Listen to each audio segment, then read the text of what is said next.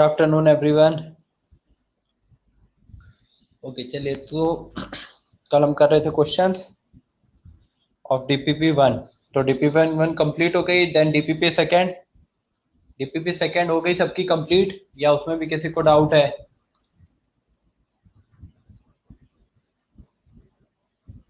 DPP second में भी doubt है?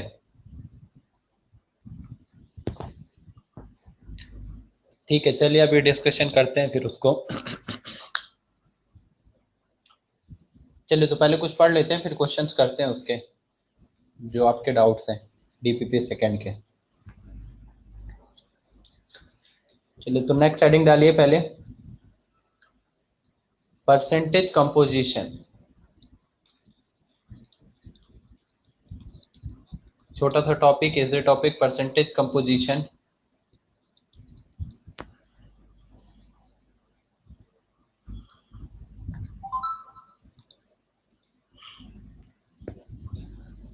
देखिए परसेंटेज कंपोजिशन में, परसेंटेज कंपोजिशन एक सिंपल सा फॉर्मूला है, percentage composition of an element.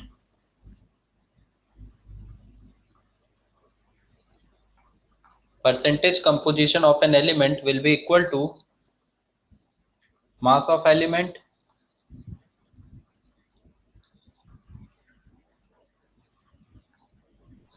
Divided by mass of compound या मास ऑफ मॉलिक्यूल, जिसको आप जीएमएम भी बोल सकते हैं, मास ऑफ कंपाउंड इंटू 100। तो मीन्स इसी को आप दूसरी फॉर्म में ये भी लिख सकते हैं, मास of element, mass of an element, mass of an element divided by mass of an element divided by mass of compound, का मतलब GMM, mass of molecule into 100।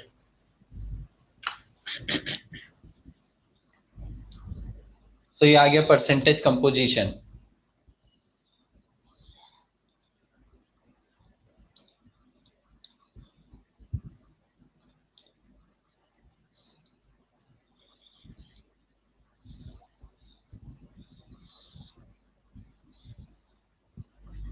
Note कर लीजिए।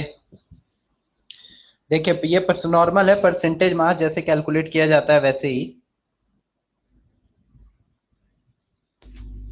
जैसे परसेंटेज हम कैलकुलेट करते हैं ना, परसेंटेज कैलकुलेट करने के लिए, जैसे आप टेंथ में आप सबने एग्जाम दिए होंगे, टेंथ में जो मार्क्स आ रहे हैं या नॉर्मल परसेंटेज कैलकुलेट करने को बोला जाए तो हम क्या करते थे? जैसे टेंथ क्लास में आपका टोटल पेपर कितने का होता था? 600 मार्क्स का। हालांकि कुछ ग्रेडिंग सिस्टम जैसे सीबीएसई वगैरह का, अगर मार्क्स के टर्म्स में हम बात करें, ग्रेडिंग सिस्टम की नहीं, तो टोटल मार्क्स हम यहाँ पे दिखाते थे। टोटल मार्क्स अगर आपसे पूछा जाए कि आपके कितने परसेंटेज आए, तो परसेंटेज कैलकुलेट करने के लिए हम टोटल मार्क्स और जो मार्क्स मिले, मान लीजिए आपको मिले 500 मार्क्स, तो 500 मार्क्स इनटू क्या करते थे हम 100। तो जो आपको मार्क्स मिले divided by total marks into 100। वैसे ही किसी भी कंपोजिशन में किसी एलिमेंट का अगर आपको परसेंटेज निकालना है तो सेम टाइप का फॉर्मूला, मतलब जैसे आप परसेंटेज, नॉर्मल परसेंटेज निकालते हैं। अगर आपको बोला जाए कि आपके पास 100 रुपीज है और ये 1000 का कितना परसेंट है, तो 1000 का कितना परसेंट है, तो परसेंट निकालना है तो आप बोलेंगे 100 rupees divided by total rupees कितने हैं, 1000 इंटू 100। तो यहाँ से आप निकालेंगे और आप बताएंगे कि कितना आ रहा है, 10%। तो आप बोलेंगे ये हमारा 10% है, यानी 100 रुपीज जो होता है वो 1000 का 10% होता है। वैसे ही परसेंटेज हम यहाँ पे कैलकुलेट कर रहे हैं। तो नीचे जीएमएम है टोटल, ये टोटल अमाउंट, टोटल मास को रिप्रेजेंट करेगा कंपाउंड के। ऊपर है mass of an element.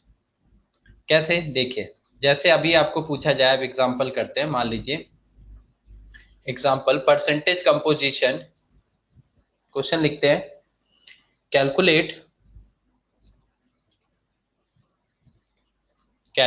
The percentage composition of each element in NS3। तो ये NS3 लिया गया यहाँ पे। NS3 के जो भी कंपोजिशन है, NS3 में जो जो एलिमेंट है उनका आपको क्या बताना है, percentage composition of each element in NS3। तो अब इसको हमें सॉल्व करना है। पहले नोट कर लीजिए क्वेश्चन, एग्जाम्पल हो जाएगा इसका। देन स्लाइड चेंज करता हूँ। Noted? Okay, so now for percentage composition of each element. So first there are two elements in NH3, one is nitrogen, second one is hydrogen. So first we will write percentage composition of nitrogen. तो दो element है इसमें, nitrogen और hydrogen NH3 में, और दोनों element के लिए हमें कैलकुलेट करना है परसेंटेज कंपोजिशन। हमने ये लिखा है क्वेश्चन कि percentage composition of each element. तो नाइट्रोजन के लिए क्या लिखा जाएगा? मास of nitrogen divided by total mass. तो उस पूरे NH3 में नाइट्रोजन का mass divided by total mass, जो कि हो जाएगा जीएमएम ऑफ नाइट्रोजन। NH3 का पूरा मास निकालेंगे तो जीएमएम ही आएगा 1 मोल का मास। अब मास ऑफ नाइट्रोजन, NH3 में कितने नाइट्रोजन दिख रहे हैं आपको? कितना नाइट्रोजन NH3 में? एक ही एटम है नाइट्रोजन का, तो 1 एक ही एटम है इनटू नाइट्रोजन। नाइट्रोजन के लिए उसका मास रखा जाएगा 14 डिवाइडेड बाय जीएमएम NH3 का निकालेंगे तो आएगा 17। अभी सबको जीएमएम कैलकुलेट करना आना चाहिए। जीएमएम ऑफ NH3 आप कैलकुलेट करेंगे 17 इंटू 100, तो यहां से आ गया 1400 डिवाइडेड बाय 17। इसको आप कैलकुलेट कर लीजिए, 1400 डिवाइडेड बाय 17 कितना आ रहा है? 1400 डिवाइडेड बाय 17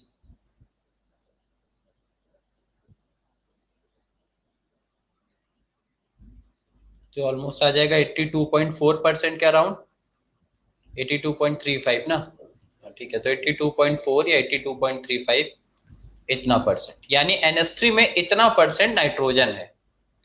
NH3 में अगर बाय मास आप देखें तो नाइट्रोजन का परसेंटेज कितना होगा? 82.35। सिमिलर वे में now we will calculate the percentage composition of hydrogen. दो एलिमेंट है उसमें और दोनों के लिए हमें परसेंटेज कंपोजिशन कैलकुलेट करना है। तो हम यहाँ फॉर्मूले में रखेंगे mass of hydrogen divided by GMM of NH3 total mass into 100। Hydrogen का मास कितना होगा? NH3 में 3 हाइड्रोजन है और 3 हाइड्रोजन का मास होता है 1, तो 3 इंटू 1 किया जाएगा क्योंकि टोटल 3 हाइड्रोजन है, तो पूरे हाइड्रोजन का मास रखना है। डिवाइडेड बाय जीएमएम रखा जाएगा 17 इंटू 100, तो 300 बाय 17, और 300 बाय 17 इसको सॉल्व करेंगे तो आ जाएगा 17.64 या 65 लिख लीजिए, 65 परसेंटेज। तो ये आंसर हो गया। दोनों का एडिशन आप कर लेंगे, 100 आ जाएगा। समझ में आया percentage composition? No, we can directly minus it ना, हम डायरेक्ट माइनस कर सकते हैं, उसमें कोई प्रॉब्लम नहीं। अगर 2 एलिमेंट है तो 100 माइनस डायरेक्ट कर लो। अगर आपके पास 3 एलिमेंट होते तो आपको 2 का निकालना पड़ेगा, फिर उसको टोटल में से माइनस करना पड़ेगा। तो यहां से हम परसेंटेज कंपोजिशन कैलकुलेट कर सकते हैं। इजी है, तो सीधा फॉर्मूला है, फॉर्मूले में आपको मास रखना है। तो हर एलिमेंट, जिस एलिमेंट का पूछा जाएगा उस एलिमेंट के लिए रखना है और फिर ओवरऑल कैलकुलेट करना है।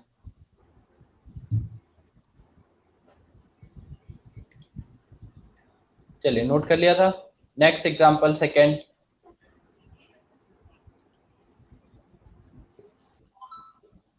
तो अब सीधा क्वेश्चन लिखते हैं, calculate percentage composition of each element in following compounds. Calculate percentage composition of each element in following compounds. Question note कर लीजिए। कुछ क्वेश्चन हम अभी कर लेते हैं, बाकी फिर क्वेश्चन आप घर पे करिएगा, होमवर्क रहेगा वो।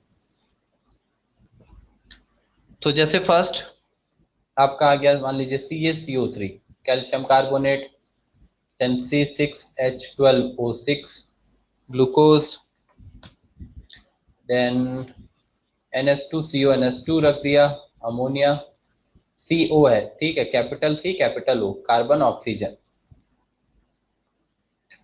देन बेंजीन मान लो C6H6,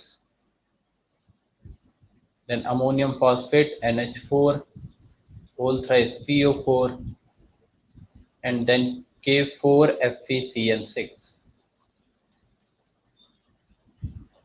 यहाँ पे हर एलिमेंट के लिए हमें परसेंटेज कंपोजिशन कैलकुलेट करना है। तो calculate percentage composition of each element for the following compounds. तो इन कंपाउंड्स के लिए परसेंटेज कंपोजिशन कैलकुलेट करेंगे। तो पहले स्टार्ट करते हैं फर्स्ट। देखिए सब लोग, फर्स्ट या कौन सा बताओ, मैं बता दीजिए। अभी 3 क्वेश्चन अभी करेंगे, एक मैं बता रहा हूं अभी, बाकी 2 आप लोग अभी करेंगे और बाकी 3 आपके होमवर्क रहेंगे।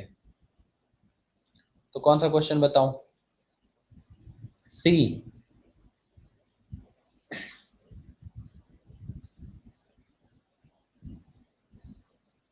नहीं, एक ही मैं बताऊंगा अभी, बाकी 2 आपको अभी करने हैं और 3 होमवर्क रहेंगे।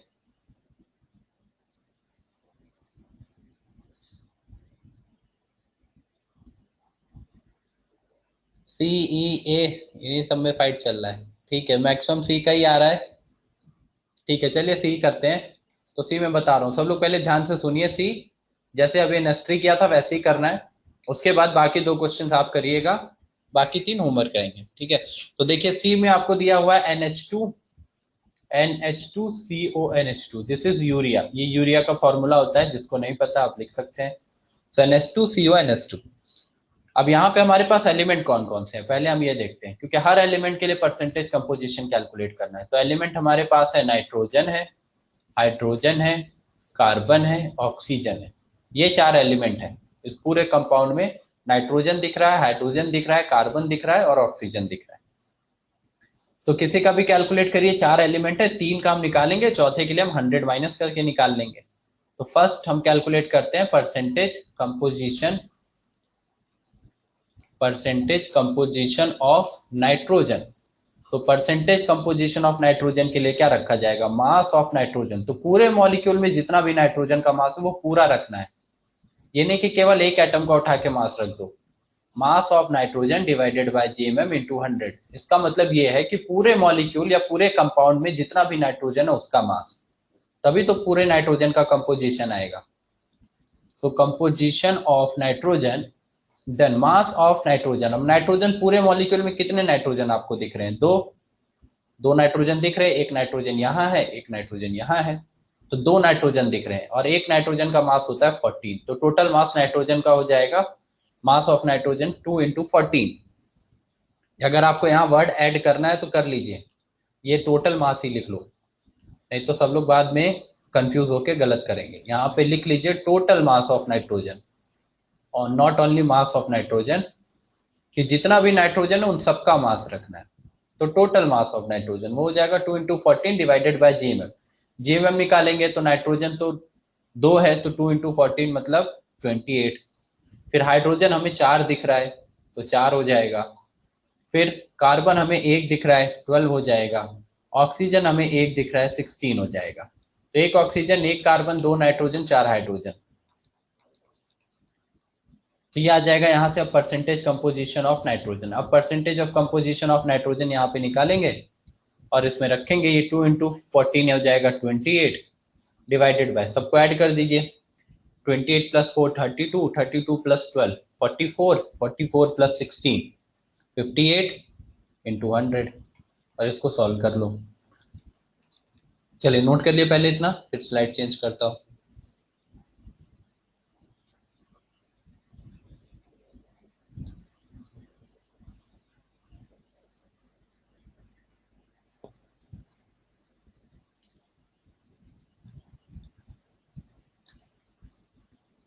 सिक्सटीन है लास्ट में, नॉट 58, 60 आ जाएगा ना, 60।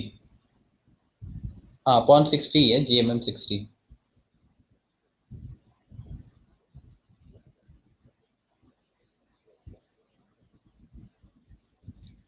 नोटेड।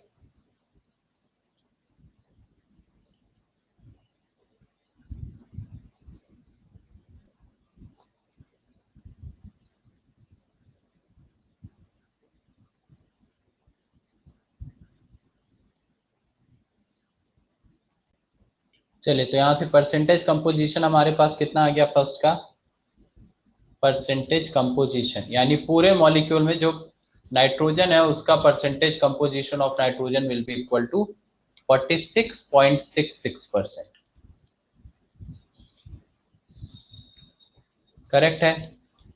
चलिए अब ये नाइट्रोजन आ गया, अब दूसरा करते हैं। दूसरा मान लीजिए हाइड्रोजन के लिए कैलकुलेट करते हैं। तो percentage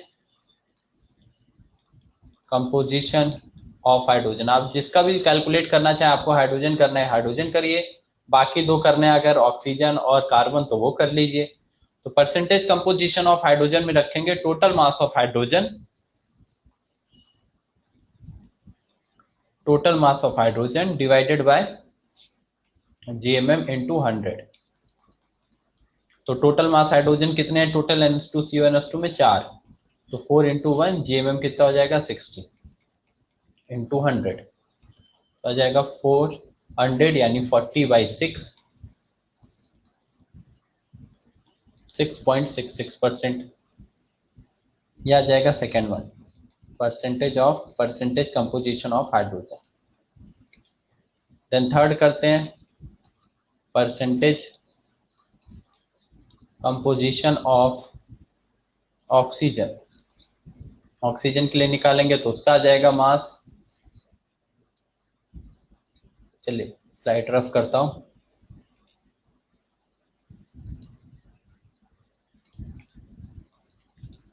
Then third, percentage composition of oxygen.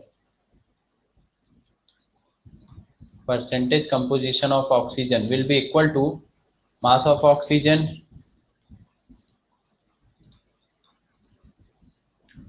divided by GMM into 100. Mass of oxygen आपके पास NH2CO में एक ऑक्सीजन है 16, GMM है 60 इंटू 100, तो आ जाएगा 1600 डिवाइडेड बाय 60। कैंसिल आउट कर लेंगे इसको, 160 डिवाइडेड बाय 6, तो 160 डिवाइडेड बाय 6 डिवाइड करेंगे तो कितना आ जाएगा,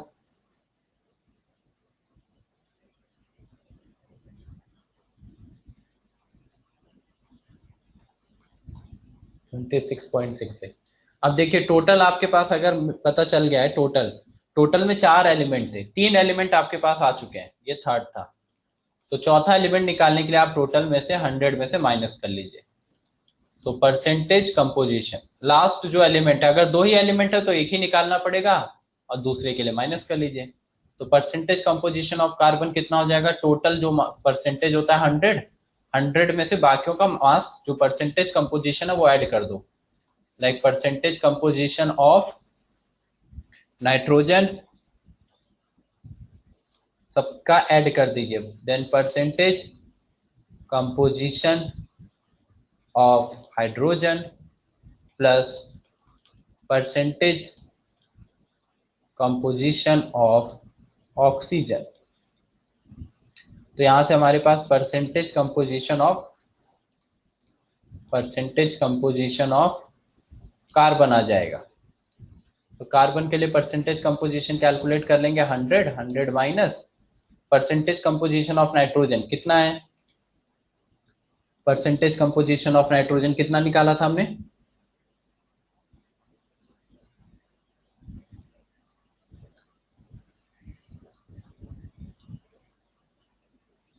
46.66। वैल्यूज रख देते सारी यहाँ पे, तो 100 माइनस ये 46.66, percentage composition of hydrogen 6.66 and percentage composition of oxygen 26.66। सबको ऐड करके माइनस कर लो, तो 100 माइनस, तो वो तो पूरा 2 हो जाएगा और ये कितना हो जाएगा 79.99 के अराउंड आ जाएगा ना, 98, तो ऑलमोस्ट ये कितना आ जाएगा 20% के अराउंड, मतलब 19.98% आ जाएगा, जो कि 20% के अराउंड हो जाएगा। तो ये चारों का परसेंटेज आ गया, percentage composition of carbon, percentage composition of oxygen. तो इस गिवन कंपाउंड यूरिया NH2CO में 4 एलिमेंट थे और चारों एलिमेंट का परसेंटेज कंपोजिशन हमने कैलकुलेट कर लिया। जो लास्ट था उसका हमने टोटल 100 में से माइनस करके बाकियों का निकाल लिया है। जरूरी नहीं ये करना, आप फॉर्मूले से करना चाहते हैं तो फॉर्मूले से कर लीजिए। तो फॉर्मूले से क्या लिखा जाएगा, mass of carbon divided by JMM into 100। तो वहां से आंसर आ जाए। नोट कर लो सब लोग, और नोट करने के बाद फिर फर्स्ट और सेकंड करिए, जो फर्स्ट और सेकंड दिया था। फर्स्ट आपको दिया था CaCO3 कैल्शियम कार्बोनेट, वो उसका आंसर बताइए। एंड सेकंड दिया है ग्लूकोज C6H12O6। ग्लूकोज का फॉर्मूला ये होता है ग्लूकोज या फ्रक्टोज, जो हम C6H12 दिखाते हैं। तो ये फर्स्ट एंड सेकंड के आंसर बताइए अभी। बाकी तीन आपके लिए होमवर्क है। ये तो हो ही गया, थर्ड हमने कर लिया अभी।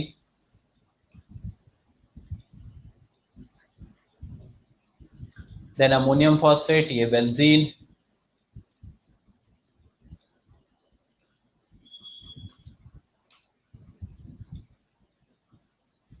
एंड ये पोटेशियम फेरोसाइनेट। तो फर्स्ट एंड सेकंड बताइए सब लोग, कैलकुलेट करिए अभी और आंसर बताइए।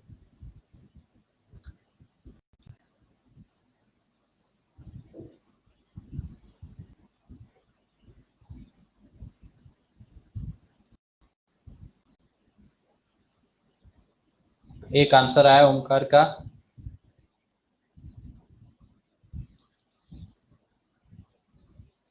तो इन CaCO3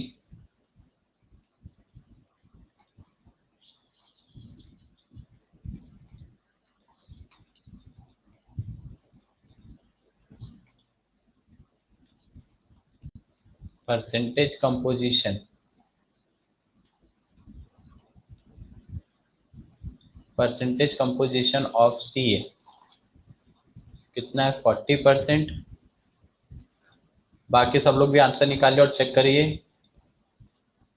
दो लोगों का ये आंसर आया है, ऑक्सीजन 48%। तो परसेंटेज कंपोजिशन ऑक्सीजन के लिए 48%, कैल्शियम के लिए 40% एंड कार्बन के लिए 12%। यही आंसर आ रहा है सबका। चलिए दूसरा फिर बताइए, दूसरा इन C6H12O6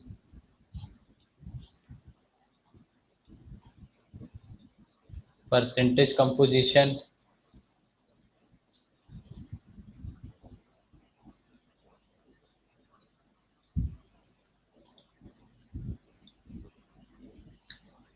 सब लोग पहला आंसर निकाल के मैच कर लीजिए जिसका आंसर नहीं आया अभी तक, क्योंकि सबका आंसर बाकी यही आ रहा है।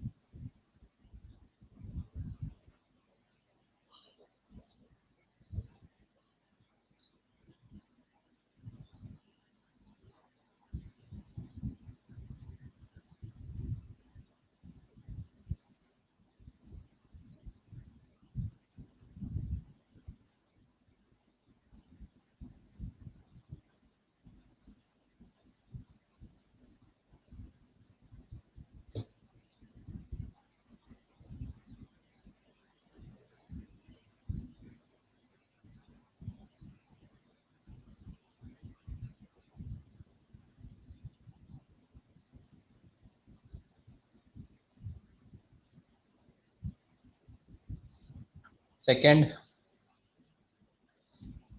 क्या आंसर मुझे का आया और किसी का है। तो परसेंटेज कंपोजिशन ऑफ कार्बन आ रहा है कितना, 40। And then hydrogen 6.66 and third oxygen 53.4।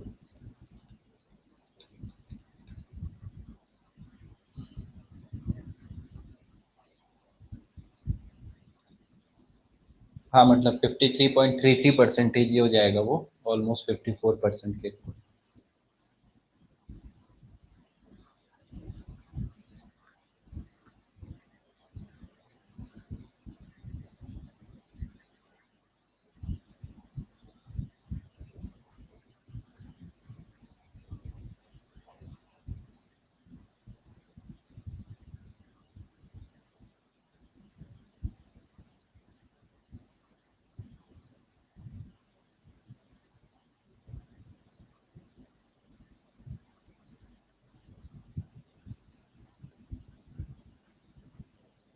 आगे आंसर सबका?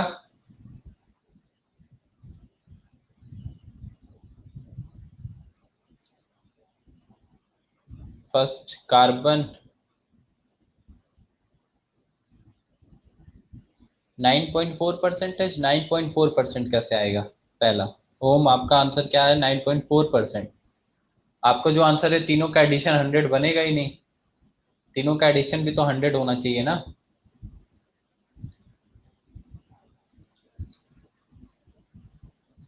ये किसका आंसर बता रहे हो तनिष्क? सेकंड वाले का। Carbon 10%, hydrogen 6.66 and oxygen 83। 10% आया है आंसर कार्बन के लिए। चेक करना एक बार कैलकुलेशन अपनी।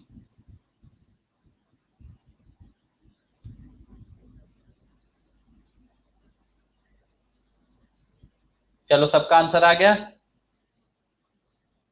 Okay good. जिसका आंसर नहीं आ रहा है मैच कर लीजिए एक बार, कहीं कुछ नहीं, नहीं तो फिर आपने कब खाया।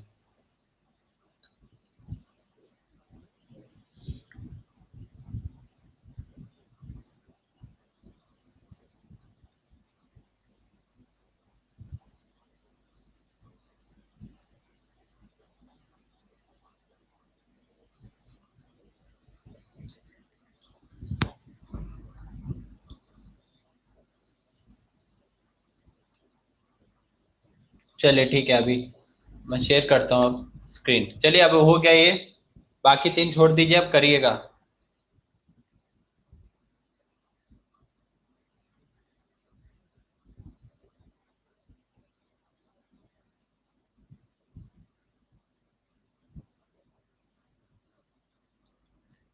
चेक करिएगा आंसर, अभी आ जाइए डीपीपी पे।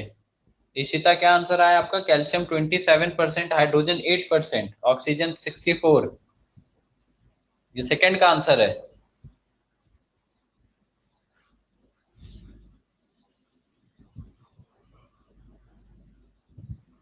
इतना नहीं आएगा, 27। आई थिंक आपने कुछ मिस्टेक किया होगा, देखिए चेक करिए। चलिए अभी सेकंड डीपीपी, बाकी तीन क्वेश्चन छोड़ दीजिए अभी, होमवर्क है वो करिएगा। इजी है, जेएमएम निकालना है और फिर परसेंटेज कंपोजिशन कैलकुलेट करना है। अभी ये सेकंड डीपीपी, सेकंड डीपीपी में क्या डाउट है बताओ? पहला क्वेश्चन हो गया होगा सबसे। 124 mu of P4 will contain 4 Na atom, then 4 atom of phosphorus। Second fourth question, fourth question में नहीं समझ में आ रहा है क्या करना है? फोर्थ में डाउट है? फोर्थ तो आपको कंप्लीट करनी है ना, फोर्थ में फिल इन द ब्लैंक्स ये जो दे रखा है कंप्लीट करने हैं। फिल इन द ब्लैंक्स, जैसे पहला दिया है 8 ग्राम ऑक्सीजन। अब एग्जांपल के लिए उसने समझाया, तो gram atomic mass of sample, sample आपके पास है 8 ग्राम ऑक्सीजन, तो gram atomic mass of sample, atomic mass लिखा हुआ है कितना? 16 ग्राम। ऑक्सीजन जो होगा, ऑक्सीजन का एटॉमिक मास कितना होता है ऑक्सीजन का? 16 gram GM. Then moles of sample, देखिए जैसे मैं आपको समझाता हूँ, 8 ग्राम के लिए नहीं निकालना है, उसका ग्राम एटॉमिक मास आपको रखना है कि ग्राम एटॉमिक मास होता क्या। देखिए फोर्थ क्वेश्चन जो दिया हुआ है उसमें आपको टेबल में दे रखा है 8 ग्राम ओ। ओ का मतलब ओनली ऑक्सीजन एटम। आपके पास 8 ग्राम ऑक्सीजन एटम है, ये ऑक्सीजन एटम है। अब पूछ रहा है इस ऑक्सीजन एटम का जीएम कितना होगा, जीएएम। तो जीएम तो ऑक्सीजन एटम का फिक्स होता है ना, gram atomic mass. Oxygen atom का जीएम कितना होता है? 16 ग्राम। ये हम बात कर रहे हैं ऑक्सीजन एटम की, क्योंकि ओ लिखा है वो केवल। अब पूछ रहा है सेकंड कॉलम में मोल कितने होंगे इसके, तो मोल कितने होंगे, तो मोल का फॉर्मूला लगाएंगे। मोल इज इक्वल टू होता है मास अपॉन जीएएम। ध्यान से सुन लीजिए, मास क्वेश्चन में ही दे रखा है, पहले सैंपल का मास दे रखा है 8 ग्राम ऑक्सीजन एटम, तो 8 ग्राम डिवाइडेड बाय जीएम 16, तो मोल्स कितने आ जाएंगे? हाफ। तो 8/16 ये मोल का सेकेंड कॉलम है। वैसे ही देखो थर्ड कॉलम, तो ऑक्सीजन एटम है उसका जीएमएम कितना होता है? जीएमएम 16। देखिए ध्यान से, पहले में ये रखा है 16। देन दूसरा moles of sample half. Then पूछा number of atom present in the sample, कितने इस सैंपल 8 ग्राम ऑक्सीजन एटम में कितना नंबर ऑफ एटम्स होंगे। तो अगेन फॉर्मूला लगाएंगे। क्या फॉर्मूला लगेगा, क्या फॉर्मूला पढ़ाया था, number of moles is equal to number of entities divided by Na। तो नंबर ऑफ मोल्स है हाफ, तो फॉर्मूले में रखेंगे half is equal to number of entities यानी number of atom divided by Na। तो Na का क्रॉस मल्टीप्लाई हो जाएगा, तो हो जाएगा आंसर Na/2।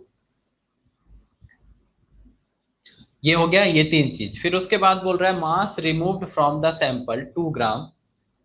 तो mass removed from the sample 1/8 mole. atoms removed from the sample this mass of same number of carbon atom as same number of atom present in original sample। ये किसके लिए दिया हुआ है, ये इसी के लिए दिया हुआ है। then mass removed from the sample, कितना मास रिमूव किया गया ये कहाँ दिया है, अच्छा इस बार ये दे रखा है, ठीक है, मतलब 2 ग्राम ये इंफॉर्मेशन दे रखी है, क्योंकि बाकी टेबल में भी इंफॉर्मेशन दे रखी है, ठीक है ठीक है। ये 3 दे रखा है, ये 3 दे रखा है। तो सीधा सीधा देखो, ये 2 ग्राम आपको दिया हुआ है क्वेश्चन में, ऐसा समझो कि 2 ग्राम आपने रिमूव कर दिया। तो पहले आपके पास 8 ग्राम था, आपने 2 ग्राम रिमूव कर दिया, जो सैंपल था उसमें से 2 ग्राम रिमूव कर दिया, तो आपके पास कितना ग्राम बचेगा। फिर अगर जितना बचा है तो कितना मोल्स आपने रिमूव कर दिया, कितने एटम्स आपने रिमूव कर दिए, तो उससे निकालना है। अब जैसे सेकंड को देखो, सेकंड क्वेश्चन दिया है 230 ग्राम ऑफ Na, इतना Na है। तो पहले में हमें भरना है कि इसका जीएमएम कितना होगा। तो पहले कॉलम में क्या आंसर आएगा बताइए, फर्स्ट कॉलम में क्या आंसर आएगा इसका। यहाँ पे ये Na है, सोडियम, 230 ग्राम सोडियम लिया गया है। तो सोडियम का ग्राम एटॉमिक मास कितना होता है, 23 ग्राम। तो पहले कॉलम में आंसर आएगा 23। समझ आ रहा है, पहले कॉलम में आंसर क्या आएगा 23।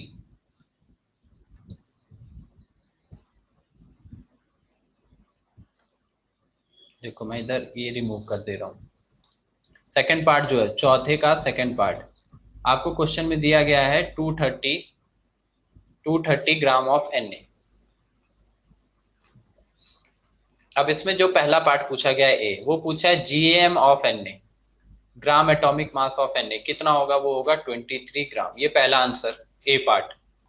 मैं करता जा रहा हूँ सारे पार्ट, देखते जाइए। देन बी पार्ट पे आते हैं। बी पार्ट पूछा था number of moles of sample, इस सैंपल में कितने मोल्स हैं, यानी नंबर ऑफ मोल्स। तो नंबर ऑफ मोल्स का formula mass by GMM, mass by GMM. Mass आपको दिया है 230, जीएमएम दिया है 23, आ गया 10 मोल्स।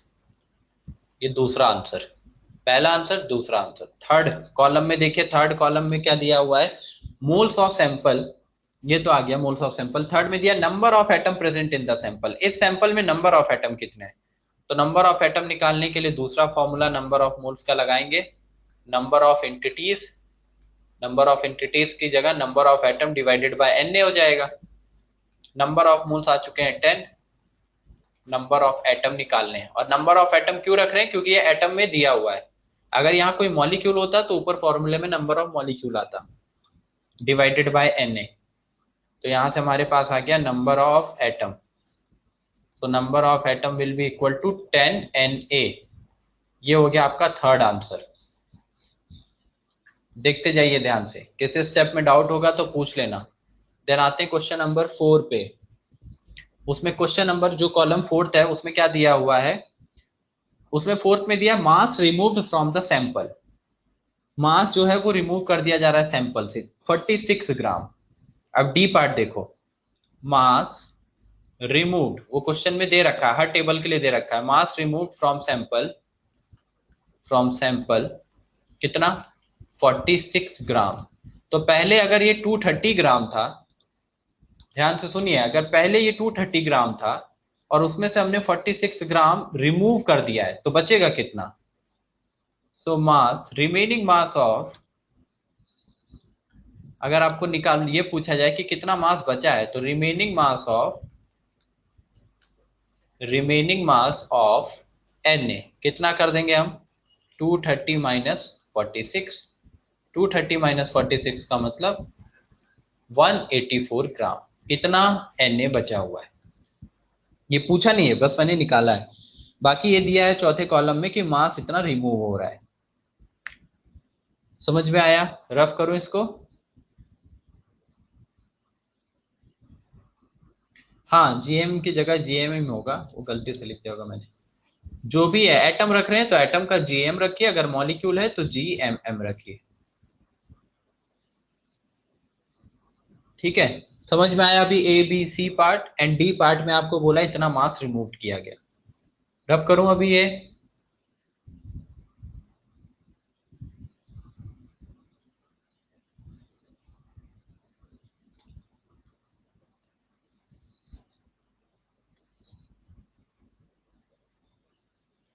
रिमूव वाला नहीं समझा? अरे रिमूव का मतलब निकाल देना भाई। आपके पास टोटल 230 ग्राम था, उसमें से 46 ग्राम रिमूव कर दिया तो कितना बचेगा, उसमें समझना क्या है। आपके पास 10 रुपए, आपसे 5 रुपए हटा दिया जाए, ले लिया जाए, तो आपके पास कितना पैसा बचेगा? 5 रुपए। ये तो सिंपल सी चीज है। तो वही चीज हो रहा है, आपको बोल रहा है कि सैंपल में से 46 ग्राम हटा दिया इनने, रिमूव कर दिया। तो अगर पहले 230 ग्राम था, 46 हटा दोगे तो बचेगा कितना? Total minus 46। वही किया था। अब देखिए फोर्थ कॉलम था, फिफ्थ कॉलम में बोल रहा है मोल रिमूव फ्रॉम द सैंपल। तो सैंपल से मोल रिमूव किए कितने गए, ये ई पार्ट में कर रहा हूं। क्वेश्चन नंबर 4 का जो सेकंड था उसका E part, moles removed from sample. Moles removed from sample, sample से कितने मोल्स रिमूव किए गए हैं, तो वो कैसे निकलेगा? तो सैंपल से जो मोल्स रिमूव हुए हैं, जो रिमूव किया गया है, नंबर ऑफ मोल्स रिमूव्ड, जो रिमूव किया गया उसके लिए फॉर्मूला लगा देंगे, मोल्स का formula. Number of moles removed with divide is equal to mass removed, mass removed divided by GMM into 100। So number of moles removed is equal to mass remove divided by GMM into 100। तो कितना मास remove किया गया था? 46 ग्राम, question में ही दिया हुआ है table में कितना रिमूव किया है। जीएमएम कितना है एनए का? 23। सॉरी, ये 100 नहीं है, गलती से लिख दिया। तो नॉर्मल फॉर्म ना, मास रिमूव डिवाइडेड बाय जीएमएम, तो नंबर ऑफ मोल्स ही कितना आ जाएगा? 2 मोल्स। ये आंसर हो गया, ई का आंसर ये हो गया। जितना मोल्स, जितना मास रिमूव किया गया था उसके लिए हमने मोल्स निकाल लिया कि कितने मोल्स रिमूव हुए होंगे। देन ई के बाद एफ पार्ट। एफ पार्ट में आपको पूछा है atom remove from the sample, कितने एटम्स रिमूव हुए सैंपल से। तो कितने एटम रिमूव हुए उसके लिए भी वही फॉर्मूला लगाएंगे, number of moles removed, number of moles removed is equal to number of entities, क्योंकि नंबर ऑफ एटम्स पूछा है, so number of atoms divided by Na। यहाँ पे नंबर ऑफ मोल्स कितने रिमूव किए गए थे? 2 मोल। अभी ऊपर ही हमने निकाला है तो यहाँ वैल्यू रख दीजिए, 2 mole is equal to number of atoms, number of atoms removed, number of atoms remove divided by Na। तो उसका क्रॉस मल्टीप्लाई कर दीजिए, क्रॉस मल्टीप्लाई कर देंगे तो यहाँ पे हमें क्या मिल जाएगा? Number of atoms removed is equal to 2Na। So number of atoms removed is equal to 2Na।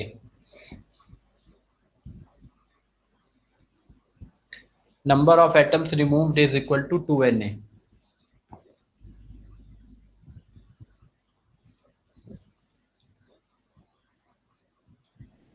ये हो गया आंसर। नेक्स्ट, उसके बाद लास्ट कॉलम में क्या पूछा है?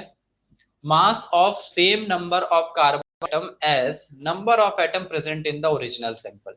तो पूछा है जो आपका ओरिजिनल सैंपल था, यानी 230 ग्राम सोडियम, उसमें जितने एटम थे, the number of atom present in the original sample, अगर उतने ही एटम लिए जाएं किसी कार्बन के, तो कार्बन के उतने ही एटम का मास कितना होगा सेम सैंपल का। ओरिजिनल सैंपल में जितने एटम थे, ओरिजिनल सैंपल में कितने एटम निकाले थे हमने? 230 ग्राम वाले सैंपल में कितने एटम निकाले थे हमने ओरिजिनल सैंपल? चलिए पहले इसको रफ करता हूं। ये समझ में आया क्या सबको? E F part, E F part में किसी को डाउट?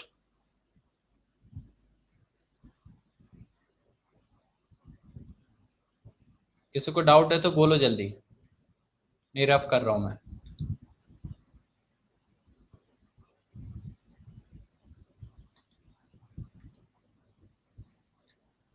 चलिए तो लास्ट पार्ट हम कर रहे हैं फोर्थ के सेकंड का, जो कि दिया है 230 ग्राम ऑफ सोडियम। तो यहाँ नंबर ऑफ एटम कितने आएंगे? यहाँ नंबर ऑफ मोल से हमने निकाला था, नंबर ऑफ मोल्स हमने निकाला था 10, और उससे नंबर ऑफ एटम्स हमने निकाला था कितने? 10Na। ये ओरिजिनल सैंपल में, ओरिजिनल सैंपल में नंबर ऑफ एटम हमने निकाल चुके हैं हम, नंबर ऑफ एटम 10Na। अब बोल रहा है इतने ही एटम अगर कार्बन के प्रेजेंट हो, same number of atom, last column में ये बोला है, अगर सेम नंबर ऑफ एटम उतने कार्बन के लिए जाए जितने के ओरिजिनल सैंपल में प्रेजेंट है। तो ओरिजिनल सैंपल था हमारा 230 ग्राम, और इसमें जितने एटम है उतने ही एटम कार्बन के लिए जाए, मतलब नंबर ऑफ कार्बन एटम भी हमारे पास कितना है? नंबर ऑफ कार्बन एटम भी 10Na। तो पूछ रहा है कि कार्बन का फिर इतने एटम्स का मास कितना होगा। तो मास निकालना है तो पहले मोल्स निकालना पड़ेगा।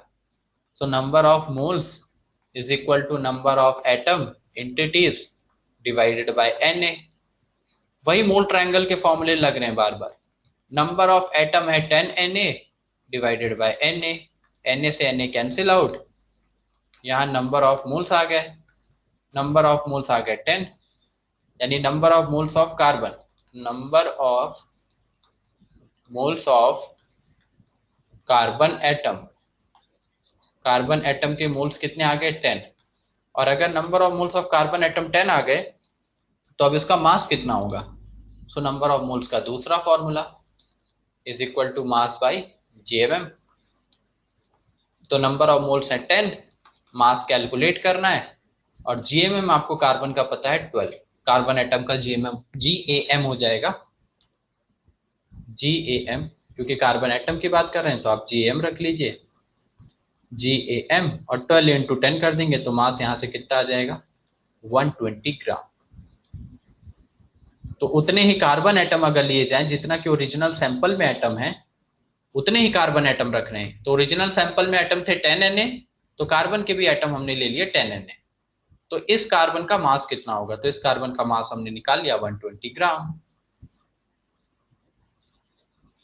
ये आ गया आंसर। समझ में आया? तो सारे कॉलम समझ में आ गए?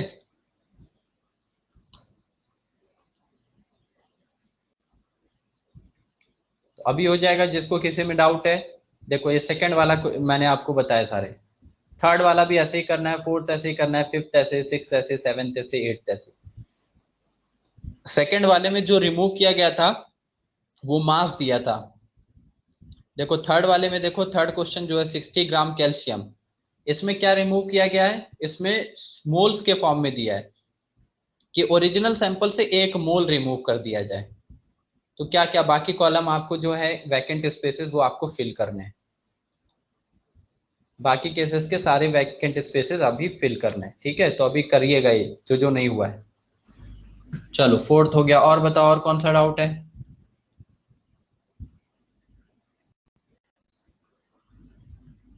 लास्ट क्वेश्चन 8th वाला हुआ क्या?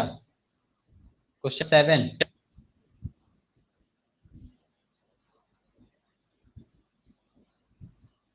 क्या डाउट है Parth sir? Means most question revolve around 2-3 formula.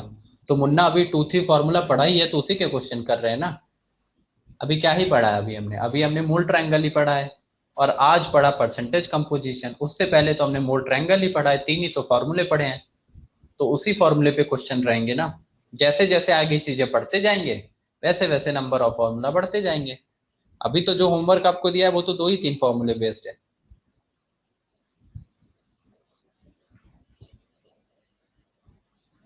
Question number 7 doubt है। बाकी लोगों ने सॉल्व किया भी है या बैठे हुए चुपचाप? होमवर्क नहीं भेजते ना तुम लोग? अभी सबका होमवर्क भी डाउट ग्रुप पे मैं मंगाना स्टार्ट करता हूँ, क्योंकि कुछ लोग कर रहे हैं, कुछ लोग ऐसे टाइम पास कर रहे हैं। क्वेश्चन नंबर 8, 7 है मैच द फॉलोइंग। इसमें मैच द फॉलोइंग में आपको एक करेक्ट आपको टिक करना है कि कौन सा किसके साथ मैच करेगा। जैसे 49 ग्राम H2SO4। अब इसमें आपको कॉलम सेकंड से मैच करना है। कॉलम सेकंड जो आपको दिया हुआ है, कॉलम सेकंड क्या है? कॉलम सेकंड में है 0.5 mole given unit, 1.5 Na atom, 0.5 Na molecules, 2 mole of oxygen atom. तो आप चेक करिए कि ए ऑप्शन जो 49 ग्राम है, इसमें कितने मोल हैं, कितने एटम हैं, कितने मॉलिक्यूल्स हैं, क्या इनमें से किसी ऑप्शन के साथ वो मैच करता है? तो उसके साथ हम उसको यहाँ पे मैच करा देंगे, मैच द फॉलोइंग है। जैसे सब निकालिए 49 ग्राम H2SO4। जैसे पहला मैं आपको बता देता हूँ एक, बाकी आप लोग करिएगा। सेवेंथ का पार्ट 1,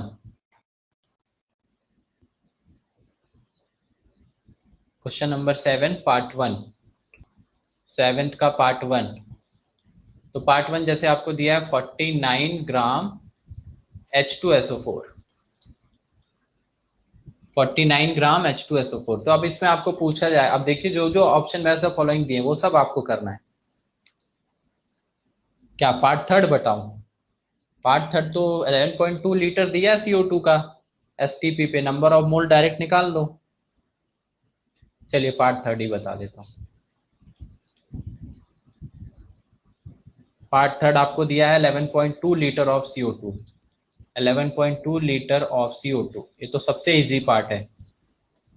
STP, STP पे इस गैस का 11.2 लीटर दिया है, तो नंबर ऑफ मोल्स का फॉर्मूला, नंबर ऑफ मोल्स का फॉर्मूला होता है volume occupied by CO2 divided by 22.4 litre at STP। तो वॉल्यूम ऑक्यूपाई हो रहा है 11.2 लीटर दिया है, 22.4 नंबर ऑफ मोल्स का फॉर्मूला। तीन ही रिलेशन पड़े मोल ट्रायंगल में, एक नंबर ऑफ एंटिटीज, एक वॉल्यूम और एक मास के साथ। तो यहाँ से number of moles of CO2, तो number of moles of CO2 कितना आ गया? 1.5, मतलब हाफ। तो 0.5, number of moles of CO2 आ गए 0.5। अब ये मोल्स आए हैं, अब ये मोल्स आए हैं तो क्या इसमें मॉलिक्यूल्स कितने होंगे? तो नंबर ऑफ मोल्स का दूसरा फॉर्मूला लगा रहा हूं, ध्यान से सुनते जाइए। नंबर ऑफ मोल्स का दूसरा फॉर्मूला अगर मैं लगाऊं, नंबर ऑफ मोल्स, मुझे सारे मैच द फॉलोइंग का जो सेकंड कॉलम है उसके सारे ऑप्शन चेक करने पड़ेंगे। तो यहां से आएगा नंबर ऑफ मॉलिक्यूल्स। अब मॉलिक्यूल्स क्यों आया? क्योंकि हम मॉलिक्यूल्स की बात कर रहे हैं, CO2 की। तो नंबर ऑफ मोल्स है 0.5, तो नंबर ऑफ मॉलिक्यूल्स क्या आ जाएंगे? Number of molecules divided by Na। तो number of molecules 0.5 Na, number of molecules will be equal to 0.5 Na। तो क्या सेकंड कॉलम में नंबर ऑफ मॉलिक्यूल 0.5 Na है? यस, थर्ड ऑप्शन आर दिया हुआ है, आर ऑप्शन में दिया हुआ है 0.5 Na। तो इसका मतलब जो 7 का थर्ड पार्ट है, 7 का थर्ड पार्ट मतलब सी का एक मैच ऑफ फॉलोइंग आर भी होगा। ये तो एक करेक्ट है, ठीक है, सी का आर हो गया। बाकी अभी ऑप्शन चेक करने पड़ेंगे, आर के साथ साथ एस भी हो सकता है क्या? 2 मोल ऑफ ऑक्सीजन एटम हो सकते हैं क्या? तो वो चेक करना है। 1.5 Na एटम हो सकते हैं क्या? नहीं हो सकते, या हो सकते हैं, वो चेक करना है। या 0.5 मोल ऑफ गिवन यूनिट, तो 0.5 मोल भी आ गया हमारा, CO2 का 0.5 मोल, यानी सी का पी ऑप्शन भी करेक्ट है, 0.5 मोल। पी ऑप्शन भी करेक्ट है, सी का आर ऑप्शन भी करेक्ट है। उसके बाद एटम्स निकाल लो। अब नंबर ऑफ मॉलिक्यूल आ गए। अब 1 मॉलिक्यूल ऑफ CO2 में कितने एटम हैं? 1 मॉलिक्यूल ऑफ CO2 में 3 एटम है, टोटल 3 एटम। तो 0.5 Na मॉलिक्यूल में कितने एटम होंगे? 0.5 Na मॉलिक्यूल ऑफ CO2 में कितने एटम होंगे? तो 3 इंटू 0.5 Na, तो आ जाएगा 1.5 Na, 1.5 Na। तो 1.5 Na एटम्स, 1.5 Na एटम्स। तो आपको क्वेश्चन में ये 1.5 Na दिया है, यस 1.5 Na एटम दिया है, क्यू भी दिया है, तो यानी इसका ये भी आंसर है। समझ में आया? चेंज करूं स्लाइड? अभी समझ में आया ये ऋतुज? थर्ड पार्ट आपका ही डाउट था।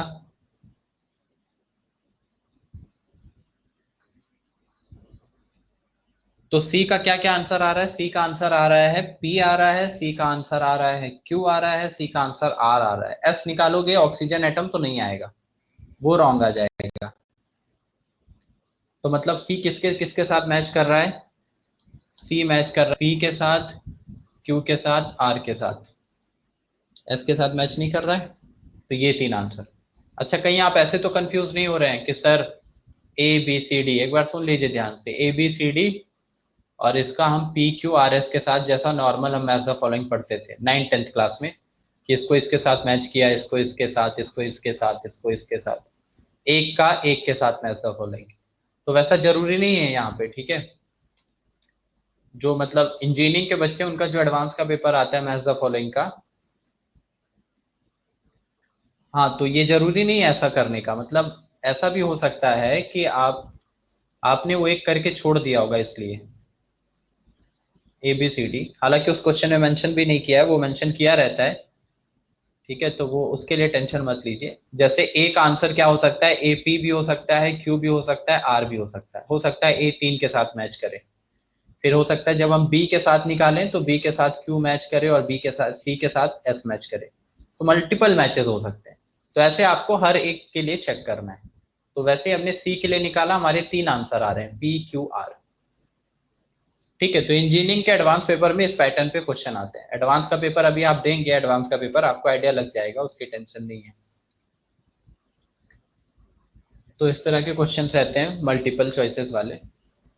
बट फिलहाल तो हमें क्वेश्चंस करने हैं, तो क्वेश्चन तो खैर कैसे भी आए तो कर ही सकते हैं। ठीक है, समझ गए? तो ऐसे करना है आपको ये। Then question number 8, question number 8 अच्छा किसी से हुआ है? किसी का आंसर आया है? क्वेश्चन नंबर 8 सॉल्व किया है क्या किसी ने?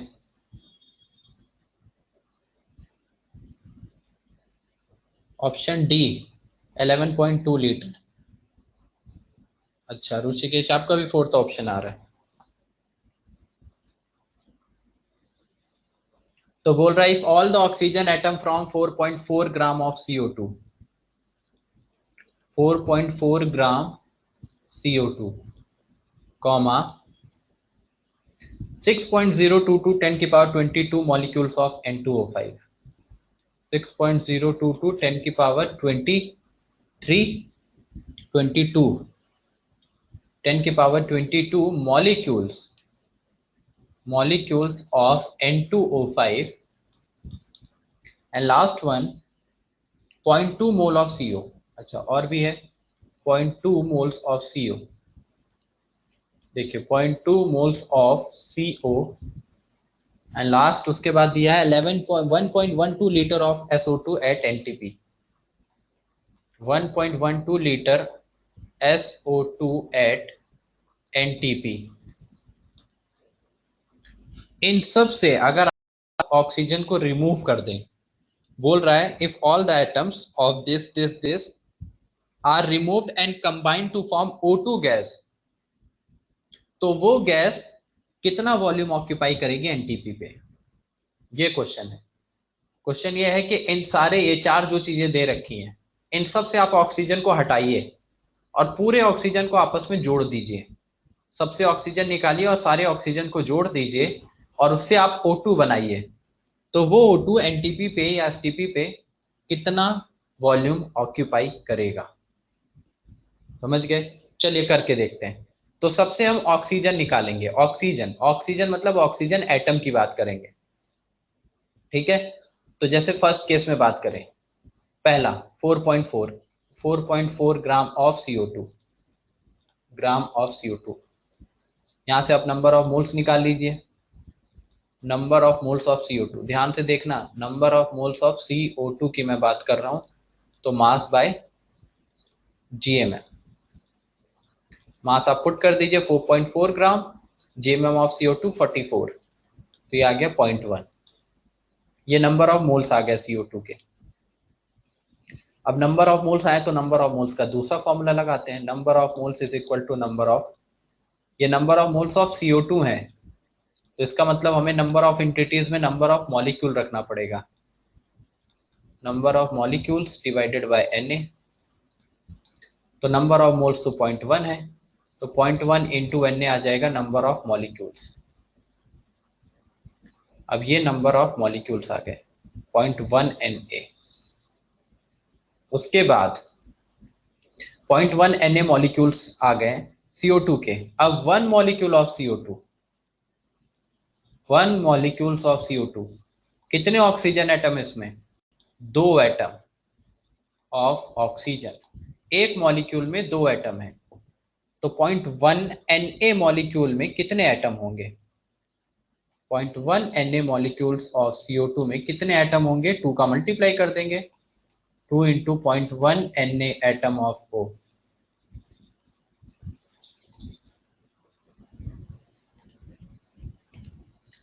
तो 2 into 0.1 Na atom of oxygen. तो पहले से हमें नंबर ऑफ ऑक्सीजन एटम मिल चुके हैं।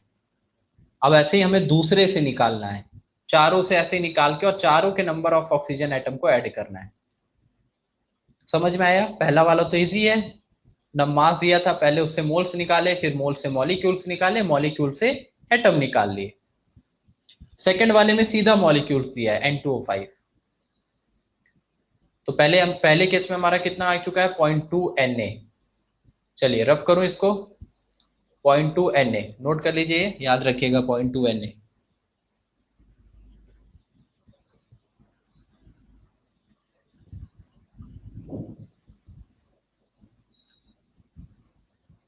नोटेड? नोट कर लो, नोट कर लो पहले।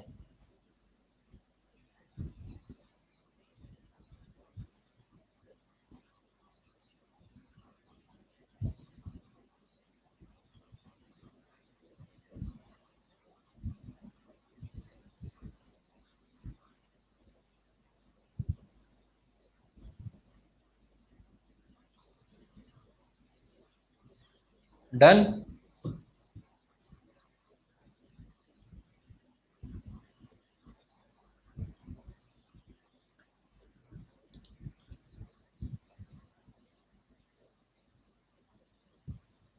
चलिए सेकंड पार्ट पे आते हैं। सेकंड पॉइंट है 6.022 10 to the power 22 molecules of N2O5। 6.022 10 to the power 22 B part. 6.022 10 to the power 22 molecules of N2O5।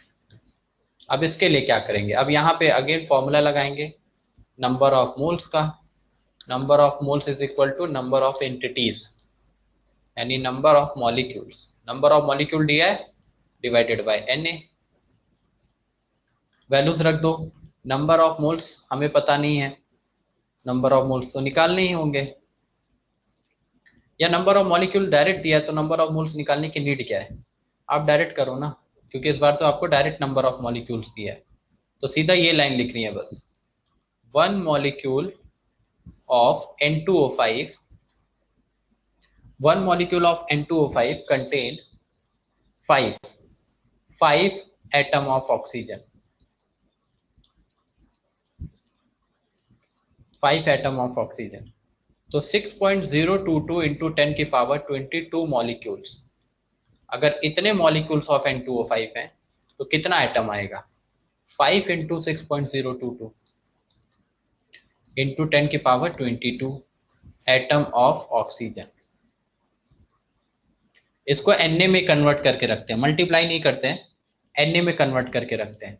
Na का मतलब इसको मुझे 10 की पावर 23 बनाना है, तो मैं इसको क्या कर दूंगा, 10 की पावर 23 बनाऊंगा तो 10 से डिवाइड भी करना पड़ेगा। वो 10 की पावर 22 था और 10 से डिवाइड करके बन जाएगा 0.5, यानी 0.5 Na। क्योंकि ये पूरी वैल्यू Na में कन्वर्ट हो गई। Na क्यों निकाला? क्योंकि पहला आंसर भी Na में निकाला था, तो चारों को हम Na में निकाल के और चारों को ऐड कर देंगे, तो इतने एटम ऑफ ऑक्सीजन। तो सेकेंड केस में बी पार्ट में हमारा 0.5 Na एटम ऑफ ऑक्सीजन आ चुका है। देन जाएंगे सी पार्ट पे। देखो सी पार्ट क्या बोलता है? सी पार्ट बोल रहा है आपको कि 0.2 moles of CO। C part यही करते हैं, 0.2 moles of CO carbon monoxide. अब इसमें मोल्स दिया है तो पहले से नंबर ऑफ मॉलिक्यूल्स निकालने पड़ेंगे। तो नंबर ऑफ मोल्स का formula, number of moles is equal to number of molecule divided by Na। तो नंबर ऑफ मोल्स की जगह आप रख देंगे 0.2, नंबर ऑफ मॉलिक्यूल्स कैलकुलेट करेंगे तो यहां से नंबर ऑफ मॉलिक्यूल्स कितने आ जाएंगे 0.2 Na। So number of molecules of CO ये आ चुका है 0.2 Na। अब ये 0.2 Na आया है, अगर ये 0.2 Na है, ये मॉलिक्यूल्स हैं, तो आगे की लाइन आपको पता है, 1 मॉलिक्यूल इज इक्वल टू एक oxygen atom, 1 atom of oxygen. एक CO मॉलिक्यूल में कितना है, एक ही ऑक्सीजन एटम है, 1 मॉलिक्यूल ऑफ CO। तो 0.2 Na मॉलिक्यूल्स में कितना होगा, 0.2 Na molecule of CO will be equal to 0.2 Na atom of oxygen, 0.2 Na atom of oxygen. तो ये थर्ड आ गया हमारे पास। तो हर जगह से हम नंबर ऑफ ऑक्सीजन एटम निकाल ले। सेकंड में आया था 0.5 Na, थर्ड में आ गया है 0.2 Na, थर्ड में आ गया 0.2 Na। सिमिलर वे में आपको डी में कैलकुलेट करना है। डी कितना है, 1.12 लीटर ऑफ SO2 गैस। तो वहां से मोल्स निकालने पड़ेंगे, फिर ऑक्सीजन, फिर सारे ऑक्सीजन को ऐड कर देंगे चारों, तो वो एटम आएगा। तो मॉलिक्यूल्स O2 निकालना है, O2 के लिए डिवाइड बाय 2 हो जाएगा। अभी कर सकते हैं क्या आगे, या पूरा बताऊं? अभी समझ में आया क्या करना है? 3 में बताया, चौथे में क्या करना है? चौथे में भी सेम नंबर ऑफ एटम्स निकालना है, फिर चारों को क्या कर देंगे, ऐड कर देंगे। चारों को ऐड करके total number of oxygen atom आएंगे। लेकिन आपको ऑक्सीजन एटम नहीं चाहिए, आपको ऑक्सीजन मॉलिक्यूल चाहिए, O2। तो जो टोटल वैल्यू आएगी वो डिवाइडेड बाय 2 हो जाएगा। वहां से O2 के नंबर ऑफ मोल्स आ जाएंगे, नंबर ऑफ मॉलिक्यूल्स आ जाएंगे। फिर उसके लिए आप फॉर्मूला लगा लीजिएगा वॉल्यूम वाला, वॉल्यूम वाला STP पे जो फॉर्मूला लगता है नंबर ऑफ मोल्स निकाल के। ठीक है, ट्राई करना, इसके आगे सेम वे में करना है, नहीं हुआ तो फिर मैं बताऊंगा। ठीक है, तो चलिए ये क्लास यहीं पे खत्म करते हैं। फिर होमवर्क में एक और DPP आज भेज दूंगा, लास्ट DPP आज भेज दूंगा मैं, इस पे मोल रिलेशन पे, मोल ट्रायंगल पे बेस्ड।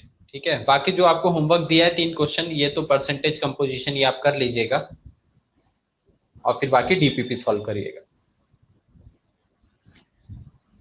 ओके, चलिए। ऋतुज कितना आ रहा है लास्ट का, 0.1 Na एटम, 0.1 Na या 0.01 आएगा, 1.12 डिवाइडेड बाय 22.4 होगा ना,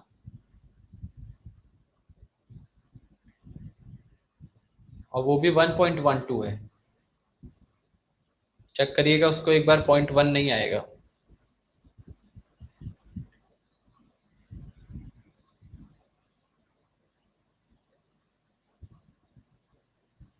पॉइंट 0.02 आना चाहिए। अच्छा, ऑक्सीजन एटम निकाला आपने 0.1, ठीक है देख लेना, 0.1, 0.05, तो 0.02 तो मोल्स आ जाएंगे, फिर 0.02 Na एटम्स मॉलिक्यूल्स आ जाएंगे SO2 के, 0.02 इंटू 2, तो नंबर ऑफ ऑक्सीजन एटम कितने आ जाएंगे, 0.04 के अराउंड, 0.05 आ रहा है।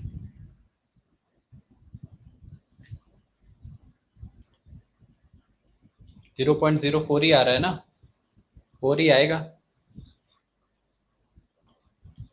ये मोल्स नहीं, फाइनल ऑक्सीजन एटम। चलो नहीं समझ में आ रहा है तो मैं बता दे रहा हूँ, नंबर ऑफ मोल्स का फॉर्मूला रखना है।